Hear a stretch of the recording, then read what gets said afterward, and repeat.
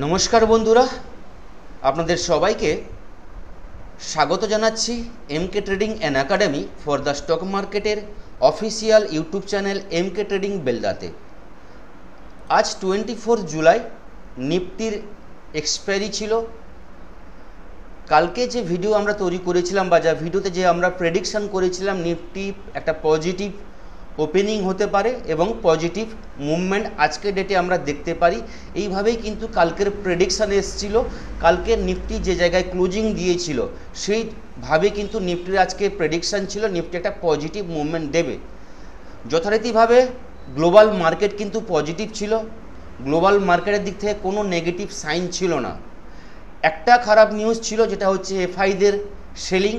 কালকের ডেটে এফআইদের সেলিং কিন্তু আবার আমরা দেখতে পেয়েছি, যেখানে আমি বলেছিলাম এফআইদের বাইং আসতে পারে, কেননা মার্কেট কালকে যেভাবে পজিটিভ মুভমেন্ট করেছে কালকের ডেটে পুরো দিনটা বলতে গেলে একটা পজিটিভ মুভমেন্ট করেছে, পজিটিভ ট্রেন্ডে ছিল।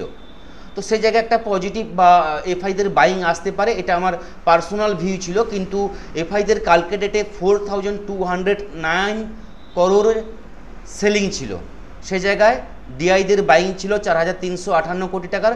কালকে ডিআইদের বাই ছিল।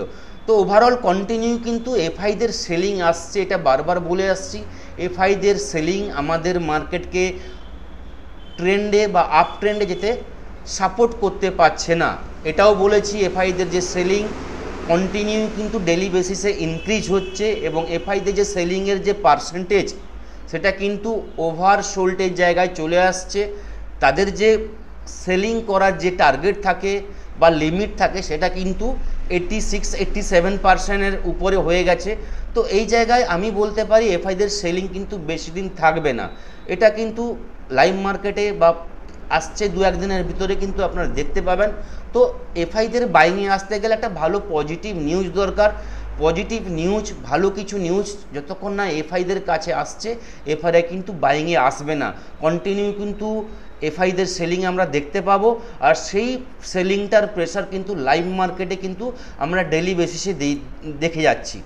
তো সেই জায়গায় কালকের ডেটে বা শুক্রবার, কালকে আমাদের উইকলি ক্লোজিং আছে বা উইকলি এক্সপায়ারি আছে। তো যদি আমরা কালকের প্রেডিকশান করতে বসি নিফটি ব্যাঙ্ক নিফটির, কালকে ফ্রাইডের এক্সপায়ারি কীভাবে মুভমেন্ট হবে, কালকেও কি এই রেঞ্জের মধ্যে থাকবে 25,250 বা 2550-এর মধ্যে, না 25,000 লেভেলটা কালকে ব্রেক করে যাবে, না আজকে যে লো করেছে এখান থেকে সাপোর্ট নিয়ে আবার একটা 25,150-200-র কাছাকাছি যাবে, এইভাবেই আলোচনা করার জন্যই কিন্তু আজকের এই ভিডিও। তো প্রথমে আপনাদের দেখিয়ে রাখবো এটা এমকে ট্রেডিংয়ের ডিসক্লেমার অবশ্যই আপনারা পড়ে নেবেন। এমকে ট্রেডিং অথবা আমি কোনোভাবেই কিন্তু আপনাদেরকে বাই বা সেলের রেকমেন্ডেশন দেই না। এখানে ভিডিওতে যা কিছু ইনফরমেশান আপনাদের দেওয়া হচ্ছে টোটালটাই কিন্তু এডুকেশান এবং লার্নিং পারপাসের জন্য। এবার আজকে নিফটির আমরা যদি প্রথম থেকে বিশ্লেষণ করি, নিফটি আজকে একটা পজিটিভ ওপেনিং হয়েছিল। আজকে নিফটি যদি হাই দেখি 25,246, 25,246 নিফটির আজকে হাই, 25,243 আজকে ওপেনিং। গ্যাপ আপ ওপেনিং আমরা দেখেছিলাম, কিন্তু উইথিন 5 মিনিটস নিফটি কিন্তু সেই যে হাইটা কিন্তু ব্রেক করে যায়, হাই ব্রেক করে কন্টিনিউ কিন্তু ডাউনের দিকে আসে এবং পরপর কিন্তু প্রেসার সৃষ্টি করে সেলাররা। মার্কেট কন্টিনিউ 25,240 লেভেল ব্রেক করে 25,200 লেভেল ব্রেক করে যায়। 25,200 লেভেল ব্রেক করার পর 25,150 লেভেলের কাছাকাছি অনেকক্ষণ কিন্তু স্টে করেছিল। তো আমি ইনফর্ম করেছিলাম যে 25,150 লেভেলটা ব্রেক করলে 25,100 পর্যন্ত নিফটি আসতে পারে। 25,100 ব্রেক করার পর নিফটি কিন্তু কন্টিনিউ কিন্তু 25,100 পর্যন্ত একটা শার্প র্যালি আমরা দেখতে পাই। তারপর কিন্তু আমরা ওয়াই ডেটাতে বা অপশান চেনের ডেটাতে আমরা দেখতে পাই যে 25,100-150-এ কিন্তু কল সেলার বা কল রাইটার কিন্তু হিউজ পরিমাণে তাদের যে ভলিউমটা পরপর কিন্তু ইনক্রিজ হচ্ছে। তো কল রাইটার যদি ইনক্রিজ হয় তাহলে কিন্তু আমাদের কাছে রেজিস্ট্যান্স হয়ে যাচ্ছে 25,100, 25,150। এই রেজিস্ট্যান্স কিন্তু পরপর কিন্তু বড় আকার পরপর নেয় এবং একটা টাইম আসে যেখানে নিফটি 25,050-এর কাছাকাছি আসে এবং 25,050-এ কিন্তু পুট রাইটার কিন্তু হিউজ পরিমাণে কিন্তু বসে আছে। তো কিছু সেকেন্ড হাফে আমরা এইটুকু দেখতে পেয়েছি লাইভ মার্কেটে যে 25,050 এবং 25,100 যে জোনটা, এই জোনে কিন্তু কল রাইটার এবং পুট রাইটার বোথ সাইড কিন্তু হিউজ পরিমাণে কিন্তু ডেটা ক্রিয়েট করেছে। তার মানে এটুকু বোঝা গেছিলো যে 2550 যদি ব্রেক করে তাহলে কিন্তু 25,000 লেভেল কিন্তু আমরা দেখতে পাবো, এবং 25,100 লেভেলটা যদি ব্রেক করে যায় তাহলে কিন্তু 25,150 লেভেল কিন্তু আমরা দেখতে পাবো। যা কিছু ট্রেড ছিল 2550 এবং 25,100 যদি ব্রেক করতো তাহলে কিন্তু গামা ব্লাস্ট বলুন আর হিরো জিরো বলুন সব কিছু কিন্তু হতো।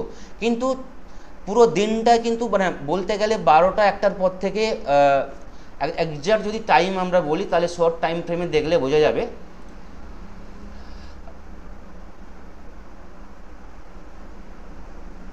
আজকের ডেটে যদি আমরা দেখি তাহলে বলবো 12টার পর থেকে নিফটি 2550 এবং 25,100 এই জোনের মধ্যে কিন্তু দাঁড়িয়ে আছে। 2550-এর কাছে এলে সামান্য একটু বাউন্স নিয়ে নেয়, 25,070-80 যায়, সেখান থেকে আবার 25,050-এর কাছাকাছি চলে আসে। মোটামুটি বলতে গেলে 12টার পর থেকে একটা রেঞ্জের মধ্যে নিফটি দাঁড়িয়ে গেছে। ওভারঅল কিন্তু অপশান সেলারের দিন গেছে আজকে সেকেন্ড হাফ। কারণটা হচ্ছে অপশান বায়ার যা কিছু ট্রেড করেছে সেখানে কিন্তু লসই হয়েছে। কারণটা হচ্ছে 12টার পর থেকে আপনার এটিএম বলুন ইন দ্য মানি কল বলুন সমস্ত কলের কিন্তু বা পুটের কিন্তু প্রিমিয়াম ডিকে হয়েছে। আমরা এটিএম দেখলে বুঝতে পারবো যে এটিএমের প্রিমিয়াম কিন্তু হিউজ পরিমাণে ডিক্রিজ হয়েছে, প্রিমিয়াম কলের সাইড এবং পুটের সাইড। তার মানে কি অপশান সেলাররা কিন্তু এখানে পয়সা ভালো ইনকাম করতে পেরেছে বা রিওয়ার্ডটা ভালো পেয়েছে। এই জায়গায় যদি কালকের আমরা ট্রেডিং স্ট্র্যাটেজি তৈরি করি তাহলে বলবো নিফটি যে জায়গায় ক্লোজিং দিয়েছে ওভারঅল নিফটির আজকে ডেইলি ক্যান্ডেলটা একটা বিয়ারিশ ক্যান্ডেল হয়েছে। যদি বলি এটা বিয়ারিশ অ্যাঙ্গেল ফিং ক্যান্ডেল, গ্রিন যে ক্যান্ডেলটা কালকের যে গ্রিন ক্যান্ডেল হয়েছিল সেই গ্রিন ক্যান্ডেলটাকে পুরোটা বলতে গেলে খেয়ে ফেলেছে। এটা বিয়ারিশ অ্যাঙ্গেল ফিং ক্যান্ডেল বলা হয়। তো এই ক্যান্ডেলের রুলস হচ্ছে কালকে যদি এর নিচে কোনো আজকের যে লো হয়েছে এর নিচে যদি ক্লোজিং দেয় তাহলে কিন্তু পরপর কিন্তু একটা ডাউনের দিকে আসবে, যেখানে ব্যাঙ্ক নিফটি 25,000 লেভেল এবং 25,900 লেভেল পরপর কিন্তু দরজা ওপেন হয়ে যাবে। ওভারঅল কালকের ডেটে নিফটি যদি পজিটিভ ট্রেড নিতে হয় তাহলে বলবো নিফটি যতক্ষণ না 25,150-এর উপরে ট্রেড করছে নিফটিতে কিন্তু ভালো কিন্তু কোনো ট্রেড আসবে না। যদি আপনি একটু রিস্ক নিতে চান তাহলে বলবো 25,100-25,100-র উপরে নিফটি ট্রেড করলে সেখান থেকে একটা পজিটিভ ট্রেড নিতে পারেন, যেখানে ফার্স্ট টার্গেট থাকবে 25,150, 25,200 এবং 25,250। এই টার্গেটটুকু কালকের জন্য ম্যাক্সিমাম নিফটির ক্ষেত্রে আমরা আশা করতে পারি। এবার ডাউনের জন্য যদি ট্রেড নেই তাহলে বলবো নিফটি আজকে যেখানে ক্লোজিং দিয়েছে 25,062, এখান থেকে 10 পয়েন্ট নিচে 2550 লেভেলটা যদি ব্রেক করে যায় তাহলে কিন্তু সেখান থেকে কিন্তু ডাউনফল ব্যাঙ্ক নিফটিতে শুরু হয়ে যাবে, যেখানে নিফটির টার্গেট থাকবে 25,050-এর পর 25,000 লেভেল কিন্তু আসবে। যদি আমি ছোটো আরও একটু টার্গেটটা আপনি কম রাখেন তাহলে বলবো 25,050 লেভেলটা যদি ব্রেক করে যায় তাহলে 25,020 এবং 25,000 লেভেল কিন্তু পরপর কিন্তু আসবে, এবং 25,000 লেভেলটা যদি ব্রেক করে যায় তাহলে বলো 25,960 এবং 25,930 এই লেভেল পর্যন্ত নিফটি কিন্তু কালকে একবার টাচ করতে পারে। ওভারঅল কিন্তু কালকে আমাদের দেখতে হবে 25,900-র নিচে নিফটি ক্লোজিং দিচ্ছে কিনা বা 25,000-এর নিচে নিফটি ক্লোজিং দিচ্ছে কিনা। যদি 25,900 অথবা 25,000-এর নিচে নিফটি ক্লোজিং দেয় তাহলে কিন্তু ওভারঅল কিন্তু নিফটি আবার কিন্তু বিয়ারিশ ট্রেন্ডে চলে আসবে, এবং 25,150-এর উপরে যদি নিফটি ক্লোজিং দিতে সক্ষম হয় তাহলে বলবো কিছুটা কিন্তু বুলিশের ক্ষেত্রে নিফটি থাকতে পারে। ওভারঅল লাস্ট 4-5 দিনের একটা ট্রেন্ড আমি ড্র করেছি, একটা চ্যানেল তৈরি করেছি, যেখানে দেখতে পাচ্ছেন পরপর কিন্তু 4 দিন যে হায়ার হাই এবং হায়ার লো তৈরি করে যাচ্ছিল, কিন্তু আজকেই সেই কিন্তু যে ফর্মটা সেটা কিন্তু করেনি। আজকে যেটা হয়েছে হায়ার হাই তৈরি করেছে কিন্তু লোয়ার লো করেছে। তো লাস্ট 4 দিন যেভাবে একটা ট্রেন্ডে চলছিল আজকে সে ট্রেন্ড থেকে ব্রেকডাউন করেছে। ওভারঅল কিন্তু চ্যানেলের মধ্যে কিন্তু এখনও আছে। মানে ওভারঅল যে চ্যানেলটা হয়েছে 25,000-এর লেভেল ডাউনের ক্ষেত্রে এবং উপরের ক্ষেত্রে 25,250 এই চ্যানেলের মধ্যে নিফটি ট্রেড করছে। যতক্ষণ না 25,250 এবং 25,000-এর লেভেল নিফটি ব্রেক করছে ভালো কিন্তু ট্রেড হবে না, এইটুকু আপনাদের বলতে পারি কালকের জন্য। ওভারঅল দেখতে পাচ্ছেন মার্কেটে কেমন র্যালি হচ্ছে, প্রিমিয়াম ডিকে হচ্ছে। তাহলে আমি বলবো নিফটিতে ট্রেড করতে হলে খুব সাবধানে ট্রেড করুন এবং ছোট ছোট টার্গেট রাখুন, স্ক্যাল্পিং করার চেষ্টা করুন এবং প্রফিট নিয়ে কিন্তু ফটাফট কিন্তু বেরিয়ে যাওয়া উচিত, নাহলে কিন্তু প্রিমিয়াম ডিকে হবে আর আপনার সেখানে কিন্তু রিস্কটা চলে আসবে। এবার যদি ব্যাঙ্ক নিফটির আমরা অ্যানালাইসিস করি, ব্যাঙ্ক নিফটি দেখবো আজকে 144 পয়েন্ট নেগেটিভ ক্লোজিং দিয়েছে, যেখানে Nifty 157 point positive negative closing দিয়েছে। ওভারঅল ব্যাঙ্ক নিফটি কিন্তু নিফটির তুলনায় কিন্তু মার্কেটটা অনেকটা ধরে রাখার চেষ্টা করেছিল। আজকে ব্যাঙ্ক নিফটিতে কিন্তু কালকের হাই গেছিলো, কালকের হাই কিন্তু টপকে গেছিলো। ব্যাঙ্ক নিফটিও কিন্তু আজকের পজিটিভ ওপেন করেছিল, যেখানে 57,316-তে ওপেন করেছিল এবং 57,316 আজ কিন্তু আজকে ব্যাঙ্ক নিফটির হাই, যেটা আজকে ব্যাঙ্ক নিফটির হাই সেটাই আজকে ব্যাঙ্ক নিফটির ওপেন। ওভারঅল এখানে যারা ওপেন এবং হাইর যে স্ট্র্যাটেজি আছে ওই স্ট্র্যাটেজিতে যারা ট্রেড করেছেন সেখানে কিন্তু ফার্স্টে কিন্তু একটা ভালো কিন্তু ট্রেড পেয়েছেন।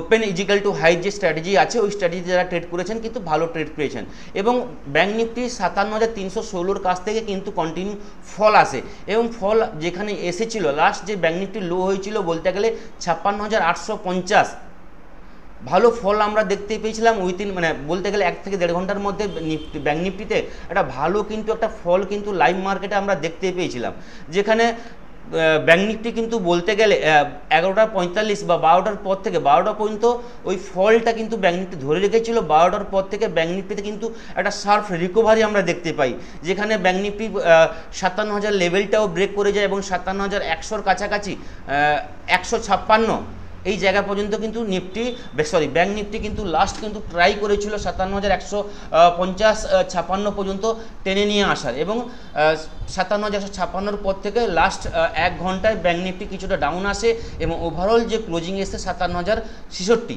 57,066 -144 পয়েন্ট নেগেটিভে ক্লোজিং দিচ্ছে। ওভারঅল ব্যাঙ্ক নিফটি দেখতে গেলে নিফটির তুলনায় কিন্তু একটা জায়গা ধরে রেখেছে। যদি ব্যাঙ্ক নিফটির ক্ষেত্রে একটা ট্রেন্ড আমরা তৈরি করি তাহলে বলবো ব্যাঙ্ক নিফটির যে এই লোটা ছিল এই লো থেকে যদি আমরা ট্রেন্ড তৈরি করি তাহলে বলবো ধরে রেখেছে। এবার যদি এই ট্রেন্ডটাকে আরও একটু এগিয়ে নিয়ে যাই তাহলে আরও জিনিসটা ক্লিয়ার হয়ে যাবে।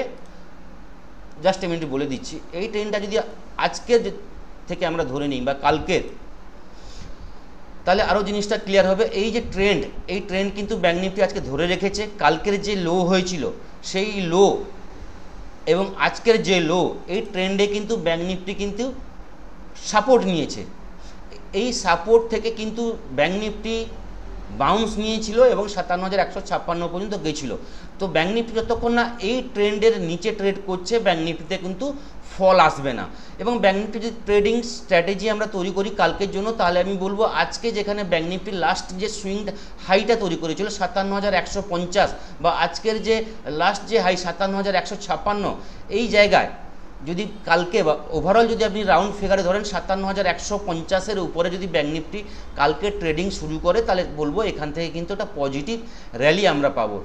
সাপোজ ধরুন গ্যাপ ডাউন ওপেনিং হলো এবং গ্যাপ ডাউন ওপেনিংয়ের পর যদি 57,150 লেভেলটা ব্রেক করে যায় তাহলে সেখান থেকে একটা পজিটিভ র্যালি পাবো, যেখানে 57,200 লেভেল এবং 57,300 লেভেল কিন্তু আমরা দেখতে পাবো। 57,300 গেলে আমি কালকের ডেটেও বলেছিলাম 57,300 গেলে সেখান থেকে কিন্তু একটা সেলিং আসবে, কারণ এখানটা হচ্ছে সেলারের জন্য আছে। কন্টিনিউ এখানে আমরা পরপর কয়েকদিন ধরে দেখেছি এই জায়গাটায় কিন্তু পরপর 57,300-র কাছাকাছি পরপর কিন্তু একটা সেলিংয়ের প্রেশার বা সেলারের প্রেশার আমরা দেখতে পেয়েছি। তো 57,300-র কাছাকাছি এলে একবার কিন্তু প্রফিট বুকিং করে নিতে হবে। তারপর যদি বাউন্স নিয়ে 57,300-র উপরে যায় তাহলে কিন্তু 57,500 এবং উপরের লেভেল কিন্তু পরপর কিন্তু আসবে। ওভারঅল কালকের ডেটে 57,300, 350-এর উপর ক্লোজিং এক্সপেক্ট করছি। এর উপরে যদি ক্লোজিং দেয় তাহলে কিন্তু পরপর কিন্তু ভিউ কিন্তু তৈরি হবে।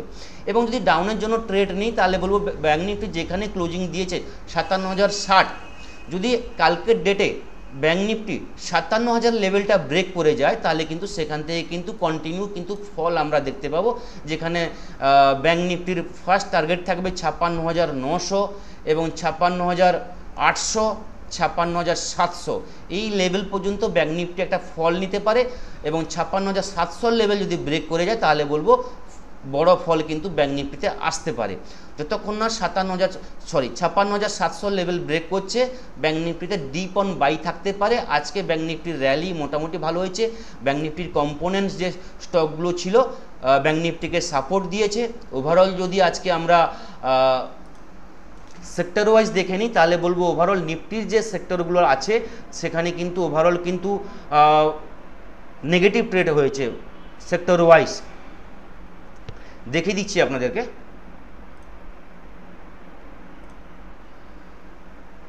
ওভারঅল সমস্ত সেক্টর দেখুন, মিড ক্যাপ, স্মল ক্যাপ, সমস্ত sector, private bank, FMCG sector 624 point negative, IT sector বলতে গেলে 815 পয়েন্ট নেগেটিভ।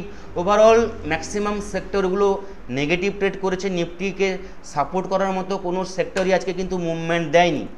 সমস্ত সেক্টর বলতে গেলে নেগেটিভ ট্রেড করেছে।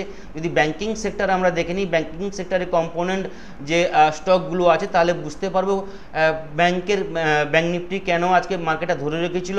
কারণ হচ্ছে ব্যাঙ্ক নিফটিতে তেমন কোনো বড় ফল কিন্তু আমরা দেখতে পাইনি। ফ্ল্যাট টু ব্যাংকিং যে কম্পোনেন্ট স্টকগুলো আছে ওভারঅল বলতে গেলে ফ্ল্যাট টু পজিটিভ এবং ফ্ল্যাট টু নেগেটিভে ট্রেড করেছে। ওভারঅল মার্কেট আজকে কিন্তু আনএক্সপেক্টেড ছিল, বা যেটা আমরা আশা করিনি আজকে এভাবে কিন্তু একটা বড় ফল আসবে ব্যাঙ্ক নিফটিতে। ওভারঅল ব্যাঙ্ক নিফটি কিন্তু একটা পজিটিভ ভিউ ছিল। তো ব্যাঙ্ক নিফটিতে আজকে কিন্তু যেটা বললাম যে বিয়ারিশ অ্যাঙ্গেল ফিং ক্যান্ডেল করেছে। কালকে দেখার আছে নিফটি কালকে কীভাবে ক্লোজিং দেয়। যদি এই আজকের লোতে ক্লোজিং দেয় তাহলে কিন্তু ফার্দার কিন্তু নিফটিতে ফল আসবে। এবার যদি গ্লোবাল মার্কেট দেখে নিই তাহলে বলবো গ্লোবাল মার্কেট কীভাবে এখন চলছে। গ্লোবাল মার্কেটে যদি আমরা ইউএস মার্কেট দেখে নিই, দাউ 112 পয়েন্ট নেগেটিভ ট্রেড করছে, S&P 500 49 পয়েন্ট পজিটিভ ট্রেড করছে, ন্যাসড্যাক 127 পজিটিভ। ইউরোপ মার্কেট বলতে গেলে সমস্ত ইউরোপ ইন্ডেক্স পজিটিভে আছে। Asian market maximum Asian market positive আছে। নিকাই 655 পয়েন্ট পজিটিভ, কালকে ডেটে প্রায় 1300 পয়েন্ট পজিটিভ ছিল। সেই জায়গায় গ্লোবাল মার্কেটে কালকে কিন্তু পজিটিভ সেন্টিমেন্ট ছিল। সেই জায়গায় আমরা এক্সপেক্ট করেছিলাম আজকে একটা পজিটিভ মুভমেন্ট হবে। সেই জায়গায় কিন্তু আজকে আমরা যেটা হলো মানে যেভাবে সেন্টিমেন্ট ছিল সে জায়গায় কিন্তু আজকে নিফটি সেভাবে মুভমেন্ট করতে পারেনি, বা ইন্ডিয়ান মার্কেট সেভাবে কিন্তু র্যালি হয়নি। গিফট নিফটি আমাদের 25,088 ফিউচার চলছে। ওভারঅল গ্লোবাল মার্কেট বলতে গেলে স্টেবল চলছে। এফআইদের ডেটা আপনাদের বললাম, দুটো নিউজ এসছে, দুটো নিউজ বলে দেই যে ইন্ডিয়া এবং ইউকের মধ্যে ট্রেড ডিল হয়ে গেছে। ইন্ডিয়া এবং ইউনাইটেড স্টেটের মধ্যে হচ্ছে ট্রেড ডিল হয়েছে, যেখানে আমাদের প্রাইম মিনিস্টার মোদি ভিজিট করেছেন ইউকেতে। তো তার কারণে হচ্ছে সেখানে ট্রেড ডিল হয়েছে। ট্রেড ডিলটা যেটা হচ্ছে আপনাদের বলে দেই নিউজটা।